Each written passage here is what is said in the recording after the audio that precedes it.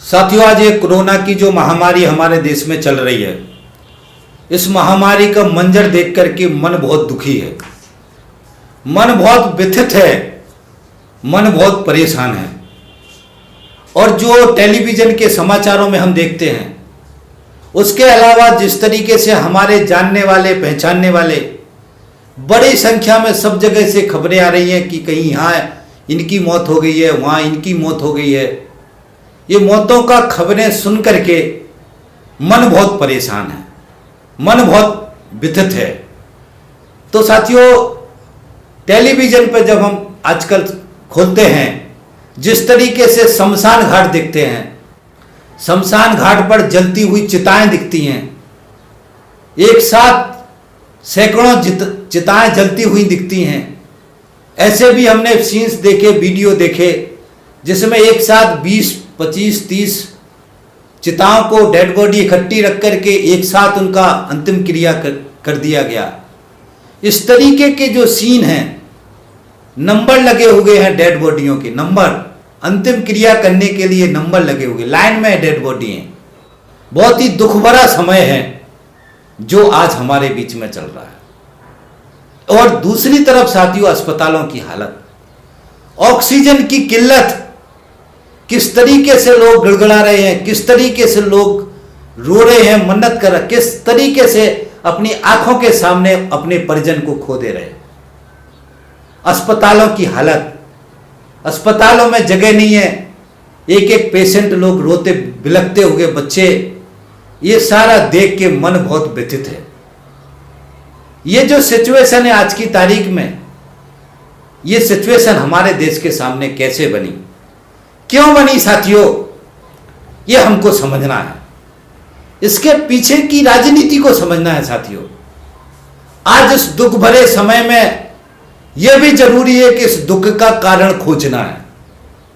हमको यह भी जरूरी है इस बात को समझना है कि ये दिन, इस बुरा दिन हमने क्यों देखा, इसके लिए कौन जिम्मेदार है, ये परिस्थिति क्यों बनी, इस परिस्थिति तक क्यों हम पहुंच पाए। कोई भी राज सत्ता में बैठे लोग चिंतित नहीं दिख रहे, अपनी जिम्मेदारियों से पल्ला झाड़ रहे। प्रधानमंत्री जी ने मुख्यमंत्रियों पर छोड़ दिया, मुख्यमंत्री जी ने कलेक्टरों पर छोड़ दिया, कलेक्टरों ने तहसीलदारों के ऊपर छोड़ दिया, तहसीलदारों ने और छोटे अधिकारियों पर छोड़ दिया। तो ये क्या है? आज की तारीख में प्रधानमंत्री जिम्मेदारी क्यों नहीं ले रहे? प्रधानमंत्री एक राष्ट्रीय नीति, राष्ट्रीय योजना बना करके देश के सामने क्यों पेश नहीं कर रहे? ये क्या जिम्मेदारी देश की प्रधानमंत्री की नहीं है? कुछ भी होता है तो भारतीय जनता पार्टी और बाकी लोग श्रेय लेते हैं कि सब नरेंद्र मोदी कर रहा है। कुछ भी होता है तो नरेंद्र मोदी का नाम आता है। आज की तारीख में जब देश की ये हालत है, तो क्या उसके लिए नरेंद्र मोदी जिम्मेदार नहीं है? क्या नरेंद्र मोदी की जो केंद्र की सरकार है, ये जिम्मेदार नहीं है? ये हमको समझना है साथियों। देश स्तर का मामला है, किसी एक स्टेट का मामला नहीं है। State subject, health state subject है, ऐसा बोल रहे हैं। हेल्थ स्टेट सब्जेक्ट है, ये बात ठीक है, मगर जो परिस्थिति आज की है उसके आधार पर ये सिर्फ स्टेट सब्जेक्ट नहीं है, ये राष्ट्रीय आपदा है, ये राष्ट्रीय संकट है। इस राष्ट्रीय संकट में राष्ट्रीय जो सरकार है उसका जिम्मेदारी है, उसका रिस्पॉन्सिबिलिटी है, वो बच नहीं सकती है, उसको बचना नहीं चाहिए। ये हमको समझना है साथियों। जिस तरीके से ऑक्सीजन का किल्लत हुआ, जिस तरीके से ऑक्सीजन के लिए राज्य सरकारों को केंद्र सरकार बोल रही, केंद्र सरकारों को राज्य सरकार बोल रही। अरे भैया, केंद्र सरकार भी जिम्मेदार है, राज्य सरकार भी जिम्मेदार है, दोनों जिम्मेदार हैं। जो भी सरकारें हैं जिस स्टेट में, चाहे वो किसी भी पार्टी की हो, सारी सरकारी जिम्मेदार, सारी सरकारें जिम्मेदार हैं, सारे शासनकर्ता जिम्मेदार हैं। वो किसी भी पार्टी के हों, किसी भी पार्टी की सरकार हो, वो सब जिम्मेदार है। जिम्मेदारी से भगना नहीं चाहिए। जो भी जिम्मेदारी से भग रहे हैं वो गलत कर रहे हैं, जनता के साथ धोखा कर रहे हैं, जनता की इस मजबूरी में, परेशानी में जनता के साथ धोखा कर रहे हैं। ये बात हमको समझने का जरूरत है। हमारे देश के अंदर ऑक्सीजन की कमी नहीं है, ये अव्यवस्था है। और ये अव्यवस्था की शुरुआत होती है भारतीय जनता पार्टी का जो एक नशा है, चुनाव जीतने का नशा, सत्ता पर कब्जा करने का नशा। इस नशा से शुरुआत होता है बंगाल का चुनाव, 5 राज्यों का चुनाव। इस चुनाव की घोषणा के पहले कोरोना का दूसरा लहर ब्रिटेन में चल रहा था, दुनिया के बहुत सारे देशों में चल रहा था, और ये बिल्कुल सुनिश्चित था कि ये जो वायरस है हमारे देश में भी दूसरा लहर आएगा। मगर Bharatiya Janata party, Narendra Modi, BJP, RSS, इनके चाहे अमित शाह हो, पूरा सरकारी तंत्र को एक ही नशा था कि बंगाल का चुनाव जीतना है, साम दाम दंड भेष। और बंगाल के चुनाव के लिए इन्होंने राष्ट्रीय जो नीति बनानी थी कोरोना के खिलाफ लड़ने के लिए, उस नीति को नहीं बनाए। क्योंकि जो राष्ट्रीय नीति की घोषणा करते तो ये चुनाव में रैलियां नहीं कर पाते, चुनाव में देश भर की जनता को इकट्ठा नहीं कर पाते, चुनाव में लोगों को गुमराह नहीं कर पाते। इस कारण से इस राष्ट्रीय नीति को जो बनना था, इस सबसे बड़ी चूक हुई है दिल्ली की नरेंद्र मोदी की सरकार की, जिसको आज जिम्मेदारी लेना चाहिए, जिसको आज इस बात को समझना चाहिए। यदि ये 5 राज्यों के चुनाव के पहले या तो इन चुनाव को टाला जाता, या इस चुनाव के पहले एक राष्ट्रीय नीति बनाई जाती जिसके अंदर पिछले 1 साल के अंदर ऑक्सीजन की सप्लाई, ऑक्सीजन के प्लांट, ऑक्सीजन की जरूरत, जब दुनिया में ऑक्सीजन की जरूरत पड़ रही थी तो हमारे देश को भी पता था कि हमारे देश के अंदर जब कोरोना की हालत खराब होगी तो ऑक्सीजन की जरूरत होगी। ऑक्सीजन के प्लांट क्यों नहीं लगे, ऑक्सीजन की जो ज्यादा उत्पादन क्यों नहीं हुआ, ये सवाल आज हमको समझने का जरूरत है। इन सरकारों का ये विफलता है, ये जो चुनाव जीतने की हवस है, उसके चक्कर में देश को इस अकाल में, इस राष्ट्रीय आपदा में धकेल दिया गया है। एक बात हमको ये ध्यान रखनी, ये अटल सत्य है। बंगाल का जो चुनाव है, उत्तर प्रदेश का पंचायत का जो चुनाव है, हरिद्वार में जो कुंभ का मेला लगाया गया, ये 3 बड़े इंसिडेंट हैं जिनके वजह से पूरे देश में कोरोना फैला, पूरे देश में कोरोना फैला। और मैं आपको बताना चाहता हूं साथियों, बंगाल के चुनाव में भारतीय जनता पार्टी ने पूरे देश से लोगों को ले गए, मध्य प्रदेश से, भोपाल से, इंदौर से बड़ी संख्या में चुनाव प्रचार करने के लिए लोग गए। कई लाख लोग दूसरे स्टेटों से बंगाल में भारतीय जनता पार्टी ने इकट्ठे किए और उनको चुनावी रैली में संख्या दिखाने के लिए, भीड़ दिखाने के लिए, माहौल बनाने के लिए इस्तेमाल किया। और कई लोग तो महीनों तक वहां रहे। उसके बाद से जब वो अपने स्टेटों में आए तो वो वाला जो सबसे, जो बंगाल में जो कोरोना का जो वायरस है, जो सबसे तेज है, उस वायरस को लेकर के वो सारे प्रदेशों में आए और सारे प्रदेशों में उनकी जांच हुई। बड़ी संख्या में संक्रमित निकले वो लोग जो बंगाल से आए। तो ये हमको समझना है, जिस तरीके से कुंभ के अंदर बड़ी संख्या में लोग संक्रमित हुए, कुंभ के अंदर भी इतने सारे लोग संक्रमित हुए, कुंभ से पूरे देश में वायरस गया है। तो ये जो सरकार है, जो धर्म के नाम पर अंधी होकर के लोगों को मूर्ख समझते हैं, लोगों को बेवकूफ समझते हैं, ये समझते हैं कि धर्म के नाम पे हम चाहे जो करेंगे, कुछ भी करेंगे, देश की जनता उसको सही कहेगी। ये हमको समझना है, इनके गलत कामों को गलत कहना है, इनके गलत कृत्यों को गलत कहना है, ये हम सबका जिम्मेदारी है। जब हम गलत चीज को गलत कहेंगे तभी इनके अंदर सुधार आएगा, तभी ये सुधरेंगे। यदि हम इसको गलत को गलत नहीं कहेंगे तो जितना गलत इन्होंने अभी किया उससे ज्यादा गलत और करेंगे आने वाले समय में। अभी ये दूसरी लहर है, तीसरी लहर आएगी, चौथी लहर आएगी। देश को अभी बहुत झुलसना है, इसके लिए हमको इन कमियों को समझना, कमियों को अंकित करना, कमियों को सही करना, ये हम सबका जिम्मेदारी है। एक हिस्सा ये है जिसको हमको ध्यान रखने की जरूरत है साथियों। दूसरा हिस्सा है साथियों दवाई का।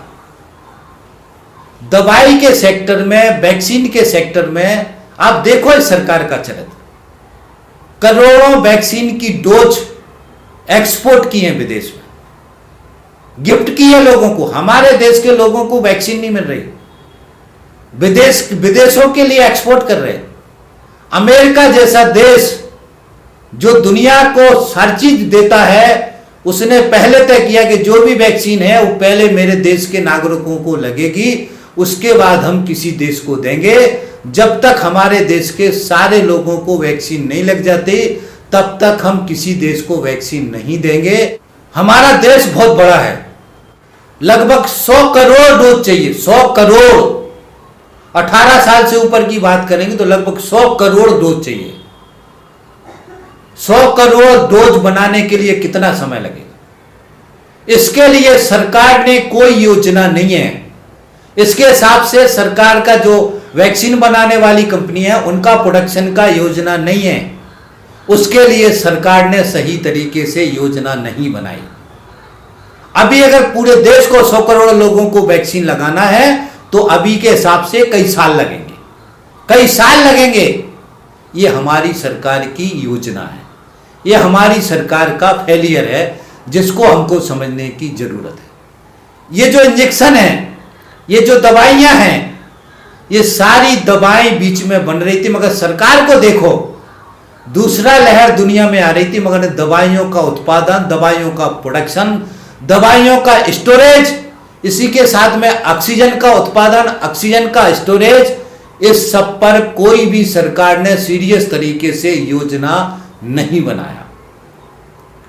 ये केरल का सरकार है, केरल का सरकार ने 48 करोड़ लगा करके एक प्लांट डाला जहां सीपीएम की सरकार है, और उस प्लांट से पूरे केरला को ऑक्सीजन दिया, वहां ऑक्सीजन की कमी नहीं होने दी, और दूसरे राज्यों को ऑक्सीजन का सप्लाई कर रहे हो, दूसरे स्टेटों को ऑक्सीजन दे रहे हो। ऐसा योजना क्या बीजेपी की सरकारों ने बनाई? ऐसी योजना क्या कांग्रेस की सरकारों ने बनाई? ऐसी योजना क्या और दूसरी सरकारों ने बनाई? जो केरल की सरकार जब योजना बना सकती तो बाकी सरकारें योजना ये क्यों नहीं बना सकती हैं? आज ये सवाल है। इसलिए हमको साथी इस चरित्र को समझना है, जनता के लिए सोचने की क्षमता। पहले भी केरल में सबसे बेहतरीन तरीके से पहली लहर को हैंडल किया था केरल ने, केरल के अस्पतालों ने, केरल का सरकारी स्ट्रक्चर ने। तो केरल कर सकता है तो हमारे देश का बाकी प्रदेश और देश के बाकी हिस्से क्यों नहीं कर सकते हैं? ये सवाल आज हमको उठाने का जरूरत है। ये नीति का सवाल है साथियों, ये समझ का सवाल है जिसको हमको समझने का जरूरत है। तो ऑक्सीजन के मामले में, दवाइयों के मामले में सरकार ने कोई विधिवत योजना नहीं बनाई, जिसके कारण से आज इतना बड़ा नरसंहार हो रहा है, इतनी सारी मौतें हो रही हैं। और इन मौतों के लिए कोर्ट ने भी कहा है कि ये सरकार की फेलियर होने की वजह से, सरकार की सही नीति नहीं होने की वजह से ये इतने सारे लोगों का मौत हुआ, इतने सारे लोगों का डेथ हो रहा है। ऑक्सीजन की कमी से जो मौतें हो रही हैं ये सरकारी मौतें हैं, ये सरकार के द्वारा की जा रही मौतें हैं। इन सरकारों की जो नकारापन है, जो दूरदर्शिता है, उसके द्वारा ये मौतें हो रही जनता की। इसके लिए ये सरकारें जिम्मेदार हैं, ये हमको समझना है। चुनाव आयोग को भी ये कह दिया कोर्ट ने, मद्रास कोर्ट ने और भी कोर्टों ने कहा कि आप जिम्मेदार हैं, क्यों ना आपके ऊपर कार्रवाई की जाए। तो ये जो कोर्ट ने कहा, चुनाव आयोग को कहा, चुनाव आयोग एक्चुअल केंद्र सरकार के अधीन है, और एक केंद्र की सरकार कह रही कि चुनाव आयोग ने चुनाव कराया, चुनाव आयोग ने चुनाव कराया, ये फालतू की बात है। चुनाव आयोग केंद्र की सरकार जो है उसका हाथ का खिलौना है, उनका हाथ का खिलौना है। चुनाव आयोग के अंदर बहुत सारे ऐसे लोग बैठे हुए हैं जो नरेंद्र मोदी की सरकार, बीजेपी आरएसएस की जो लाइन है उसको लागू कर रहे हैं, उनके फायदे के लिए लागू कर रहे हैं। ये बंगाल में जो 8 चरणों में चुनाव हुआ, ये बाकायदा चुनाव आयोग का योजना था ताकि बीजेपी को उसका फायदा मिले। वहां का सीटें भी इस तरीके से, पहले चरण में जो सीटें थी वो सीटें थी जिसमें बीजेपी का थोड़ा अच्छी स्थिति थी ताकि बीजेपी माहौल बनाने में सफल हो। आखिरी के जो कम सीटों के चुनाव थे वो क्षेत्र थे जहां तृणमूल कांग्रेस और वामपंथी दलों का ज्यादा प्रभाव है, ताकि उन क्षेत्रों में बीजेपी माहौल बना सके, ज्यादा लोगों को झोंक सके, पूरी ताकत लगा सके। उसके लिए 8 चरणों में चुनाव हुआ। तो ये चुनाव आयोग आज की तारीख में भारतीय जनता पार्टी के हाथ का खिलौना है। चुनाव आयोग जिम्मेदार नहीं है, इसके लिए नरेंद्र मोदी जिम्मेदार है, भारतीय जनता पार्टी जिम्मेदार है, आरएसएस जिम्मेदार है। ये जो चल रहा है इसके लिए ये तीनों लोग जिम्मेदार हैं, क्योंकि आज की तारीख में सारी संस्थाओं को ये तीनों लोग, पीछे से आरएसएस, भारतीय जनता पार्टी और इस सरकार, नरेंद्र मोदी की सरकार, ये तीनों मिलके इस पूरी चीज को ऑपरेटिंग कर रहे हैं और हर चीज पे इनका पूर्ण बहुमत है, पूरा कब्जा है। इसलिए आज की तारीख में इस सारी आपदा के लिए, विपत्ति के लिए अगर जिम्मेदार हैं तो ये तीनों लोग जिम्मेदार हैं, जिसको हमको साथी समझना है, हमारी देश की जनता को समझना है। और आज हमको इस मांग को उठाना है, इस बात को उठाना है, इस नीति को उठाना, जिसको हमको समझने की जरूरत है कि सरकार, जो नरेंद्र मोदी की सरकार की ये जो निजीकरण करने की मुहिम है, जो अस्पतालों को निजीकरण कर रहे हो, सरकारी अस्पतालों को बर्बाद कर रहे, सरकारी अस्पतालों का बजट कम कर दिया, जो डॉक्टरों के पद हैं वो खाली हैं, नर्सों के पद हैं वो खाली हैं, भर नहीं रहे हैं। ये नीति गलत है, इसको हमको आज समझना है। जो ये प्राइवेट कंपनियां, पूंजीपति, आज जो वैक्सीन बनवाई सरकार ने, निजी पूंजीपति से वैक्सीन बनाई है। जो हमारी देश की वैक्सीन कंपनी है, सरकारी कंपनी, उसको इन्होंने नष्ट कर दिया, उसको बर्बाद कर दिया। वो जो भी है भी तो उसको काम नहीं करने दे रहे, निजी पूंजीपतियों से वैक्सीन बनवाई है। सरकारी कंपनी भी वैक्सीन बना सकती थी, ये सरकार की गलत नीति है। सरकार यदि सरकारी कंपनी से वैक्सीन बनवाती तो ये वैक्सीन मुफ्त में सरकार दे सकती थी। आज निजी पूंजीपतियों से बनाई तो निजी पूंजीपति मुफ्त में नहीं दे सकते, उनको मुनाफा कमाना है, उनको पैसा कमाना है, इसलिए पैसे में वैक्सीन मिल रही है। इसी तरीके से जो सरकारी अस्पताल कमजोर करके प्राइवेट अस्पतालों को मजबूत कर रहे हैं, इसलिए प्राइवेट अस्पतालों ने आज के समय में सबसे ज्यादा लूट की है, सबसे ज्यादा लूटा है, सबसे ज्यादा पैसा लूटा है देश की जनता का। सबसे ज्यादा जो कॉस्टिंग है वो प्राइवेट हॉस्पिटलों में। गरीब आदमी प्राइवेट हॉस्पिटलों में जा नहीं सकता, आम जनता प्राइवेट हॉस्पिटलों में जा नहीं सकती। जो उच्च मध्यम वर्गीय आदमी है, जो बड़ा आदमी है, वो जा रहा, वो वहां से लूट के आ रहा, कई लाखों के बिल बना रहे। तो ये लूट मची हुई है। इसलिए साथ ही आज हमको इस नीति को समझना है कि सरकार की जो ये नीति है कि दवाइयों की कंपनी में, हॉस्पिटल के सेक्टर पे जितनी ड्रग्स की सरकारी कंपनी, सबको बर्बाद कर दिया। हर क्षेत्र में देशी विदेशी पूंजीपति, हर क्षेत्र में देशी विदेशी कंपनी, ये जो लाने का कॉन्सेप्ट है, ये सरकार का गलत नीति है। ड्रग्स की जो कंपनियां हैं, जो जीवन उपयोगी दवाएं हैं, वो सरकार को बनानी है, जनता को मुफ्त में देनी है, जनता को कम से कम पैसे में देनी है। सरकारी अस्पताल बनाने हैं, सरकारी अस्पतालों को मजबूत करना है, सरकारी अस्पतालों में डॉक्टर रखने हैं, नर्सेज रखने हैं, सरकारी अस्पतालों में ऑक्सीजन प्लांट लगाने हैं, सरकारी अस्पतालों में बेड बढ़ाने हैं, ताकि आम जनता को इलाज मिल सके, मुफ्त में इलाज मिल सके। इस नीति की तरफ हमको ले जाना, इस बात को हमको समझना है, किस नीति का विरोध करना है और इस नीति की तरफ हमको ले जाना है। तो ये बात भी आज हमको समझने की जरूरत है साथियों। ये साथियों प्रमुख सवाल हैं जो मैंने आपके सामने रखे आज। और इस कोरोना काल के समय में साथियों, अब ये आज का समय है कि हमको घबराना नहीं है, इस विपदा में बड़े संख्या में लोगों की मौत हो रही, घबरा करके, डर करके। घबराना नहीं है, डरना नहीं है। हमको जैसे ही सिम्टम होते हैं तुरंत अस्पताल ले जाना, तुरंत डॉक्टर से संपर्क करना है। आज की तारीख में सोशल मीडिया में बहुत जगह इसका इलाज बताया हुआ है। कोरोना का विधिवत इलाज है जिसको हम घर पर भी कर सकते हैं। डॉक्टर से संपर्क करना है, मगर भली पेशेंट को घर पे रखो, मगर संपर्क डॉक्टर से करना है। और डॉक्टर से संपर्क करके उसका जो ट्रीटमेंट है उसको विधिवत तरीके से चलाना है। हम कोरोना से सही हो सकते हैं, हम कोरोना की लड़ाई से लड़ सकते हैं, कोरोना से बच सकते हैं। और जैसे ही ऑक्सीजन लेवल डाउन होता है तुरंत हमको किसी अस्पताल में शिफ्ट होना है जहां ऑक्सीजन की व्यवस्था हो। ऑक्सीजन की व्यवस्था करना है, ऑक्सीजन के सरकारी अस्पताल में शिफ्ट होना है जब हमारा ऑक्सीजन लेवल 90 से नीचे जाता है। ये सरकारी डॉक्टर भी समझा रहे कि 90 से नीचे जाता है तो हमको तुरंत हॉस्पिटल शिफ्ट होना है। और 94, 95, 96 अगर ऑक्सीजन लेवल है तो हमको घर पे भी रख करके हम उनको इलाज कर सकते हैं, उनको दवाइयाँ दे सकते हैं और बड़ी संख्या में लोग ठीक हो रहे। इसलिए साथी लोग आज घबराए नहीं, डरे नहीं, हमको मुकाबला करना है, हमको ताकतवर होना। बहुत बड़ी संख्या में ऐसे लोग हैं कि जिनको कोरोना हो जा रहा, वो डर के मारे हार्ट अटैक हो जा रहा, डर के मारे उनकी मौत हो जा रही है। वो सोचते हैं मैं बचूंगा नहीं बचूंगा, वो चक्कर में और ज्यादा बीमार हो जा रहे हैं। इसलिए साथियों हमको अपनी दिमाग को मजबूत करना है, हमको अपने चेतना को मजबूत करना है, समझ को मजबूत करना है।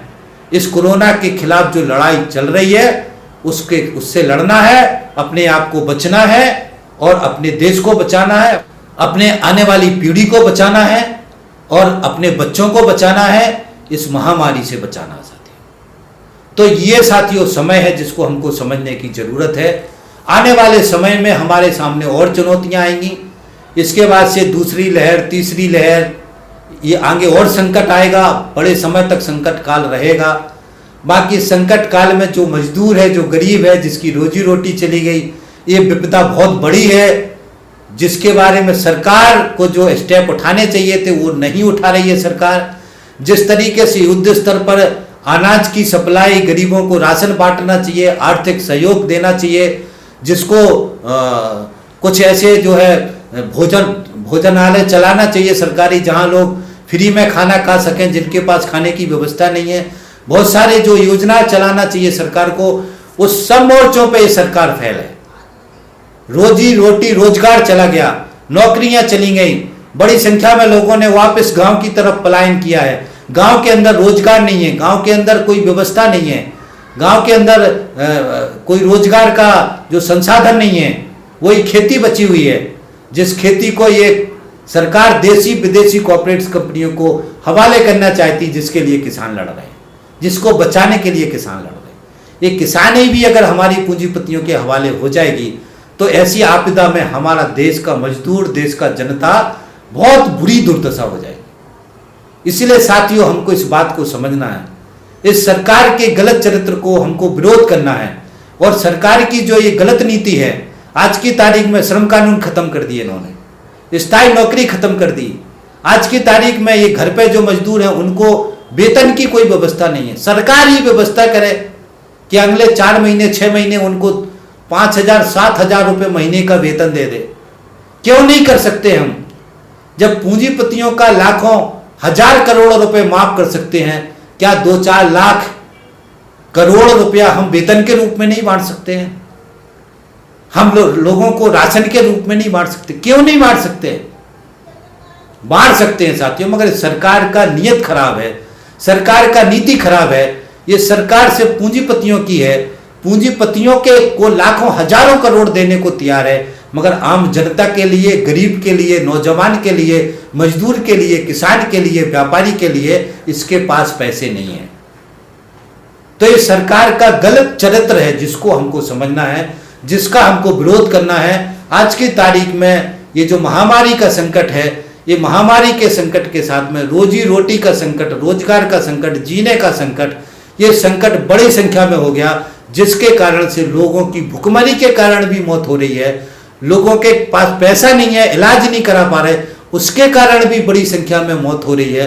ये सारी जो संकट हैं, ये सरकार की जो गलत समझ है उसके कारण से हो रहे साथी। इसके बहुत सारे संकटों को बचाया जा सकता है यदि ये सरकार सही दिशा में सही तरीके से निर्णय करके जनता के पक्ष में फैसला लेना शुरू कर दे।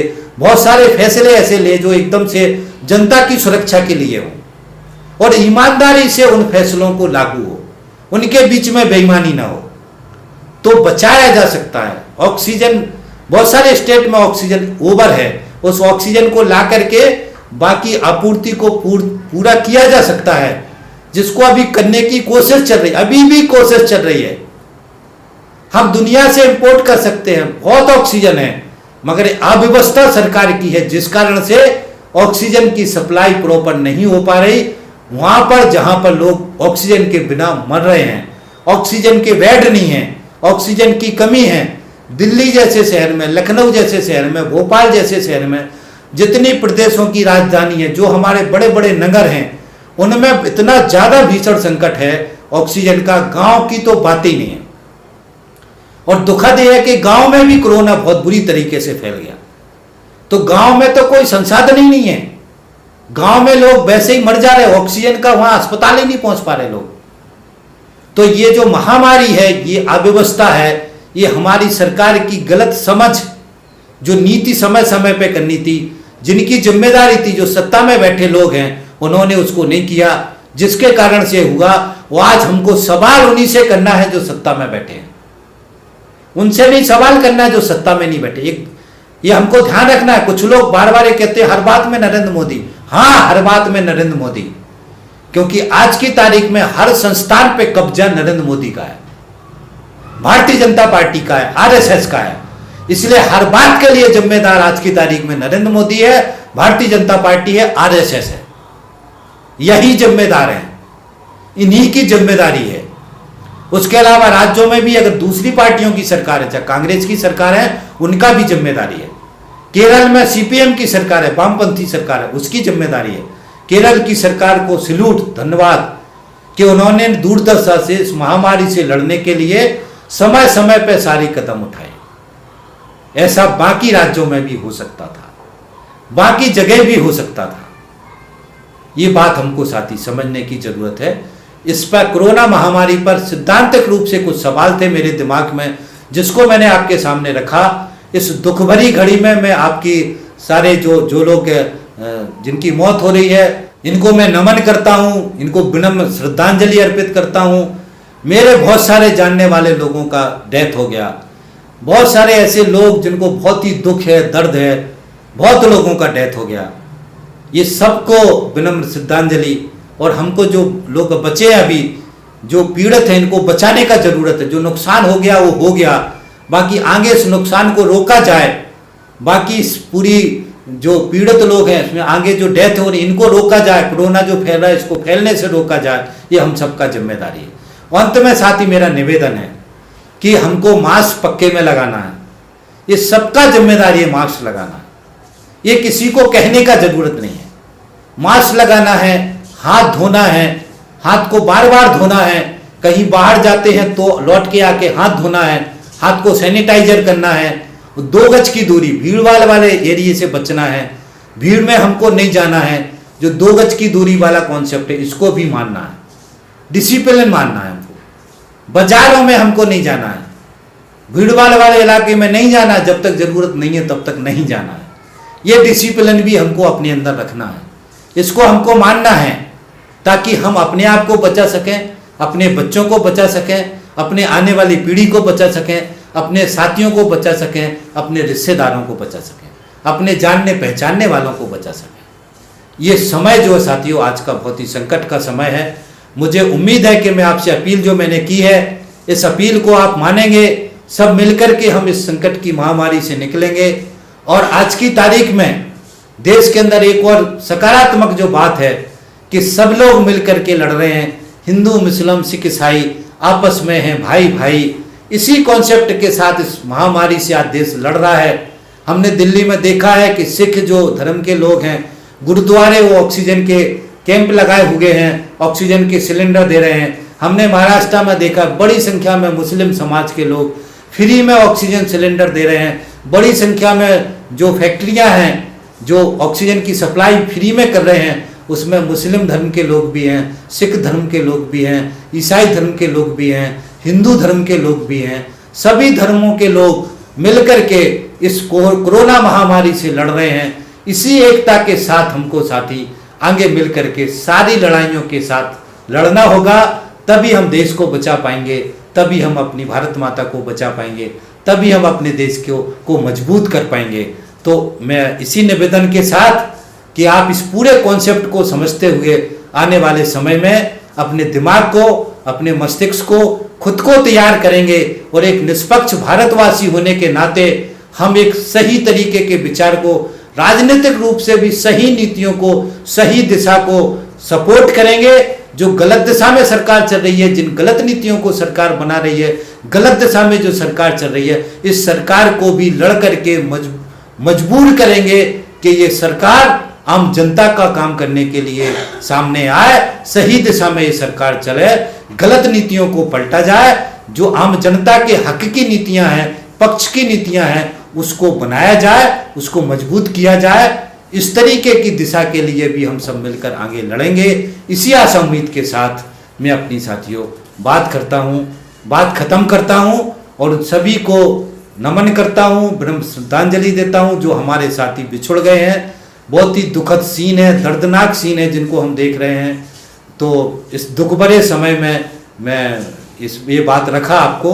अब मैं अपनी बात खत्म करता हूं। थैंक यू साथी, धन्यवाद।